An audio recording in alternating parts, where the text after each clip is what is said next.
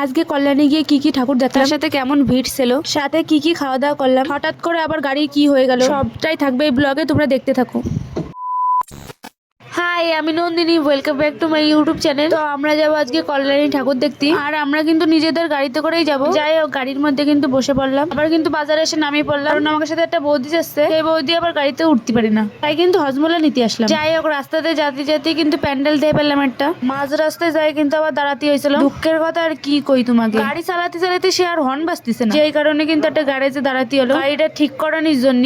আর কি কব, কপালটাকে কি খারাপ যে নিয়ে আসে দেখি কি গেট পড়িছে, একটু জাতি না জাতি মানে 5টা গেট পড়িছে। গাড়ি মারি পার্কিং করে কিন্তু টোটোতে উঠে চলে আসলাম আইটিআই মোড়ে। আর আইটিআই মোড়ে এসে কিন্তু আমি পুরো অবাক হয়ে গেছি, কারণ এমনি কোনো সেরকম ভিড়ই নাই, তোমরাই দাও সেরকম কোনো কিন্তু ভিড় নাই। ভালোই হলো, আমাকে ফাঁকাই ফাঁকাই ঠাকুরটা দিয়ে নিতে পারবানি। যাই হোক, তারপরে কিন্তু ভিতরের দিকে ঢুকে পড়লাম। যাই হোক, ভিতরে এসে কিন্তু আমার সেরকম একটা ভালো লাগে নাই, কারণ আগের বার যে ডিজাইন ছিল এইবারে সেরকম অনেকটা ডিজাইন, কিন্তু ঠাকুরটা দিয়ে মনটা ভালো হয়ে গেল। যাই হোক, ঠাকুর দিয়ে কিন্তু বেরোয় চলে আসলাম মেলার দিকে। মেলা ঘুরবো কি, তার আগে আমার পাই গেছে খিদে, তাই কিন্তু চলে আসলাম পাপড়ি চাটের দোকানে। কল্যাণী ঠাকুর দেখতে আসছে কিন্তু মা, আমি, বাবা আর একটা দাদা আর বৌদি।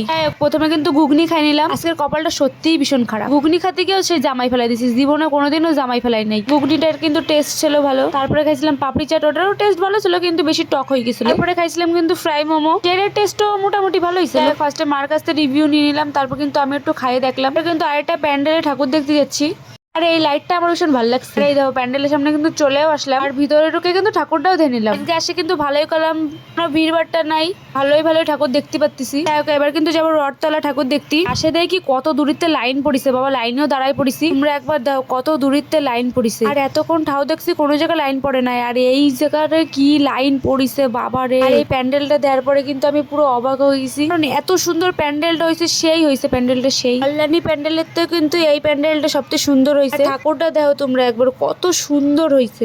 তারপরে কিন্তু আইসক্রিম খেতে চলে আসছি। এই আইসক্রিমটা না আমার খুব ফেভারিট, এই আইসক্রিমটা না আমার খুব ফেভারিট, কিন্তু এটা খাওয়ার পরে তো আজকে এই আইসক্রিম খাওয়া আমি পুরো ভুলে দেবো, কারণ এত বাজে খাতে ছিল। তারপরে আমাকে চাকদা চলে আসলাম, সেই কিন্তু একান্ত আপনে চলে আসলাম খাতি। যাই হোক, আমরা নিয়েছিলাম কিন্তু বিরিয়ানি, আর বিরিয়ানিটা খাতে কিন্তু দারুণ ছিল, সত্যি কিন্তু ঝরে ঝরে পড়তেছিল, মাংসটা তো উঠানির আগেই ঝরে পড়ে গেছে। এরপরে চাকদা আসলে কিন্তু চলে আসবো একান্ত আপনে খাতি আমি, কারণ আমার দারুণ লাগছে বিরিয়ানিটা। যাই হোক, দীঘার জগন্নাথ মন্দির আমাকে চাকদাই বানাইছে।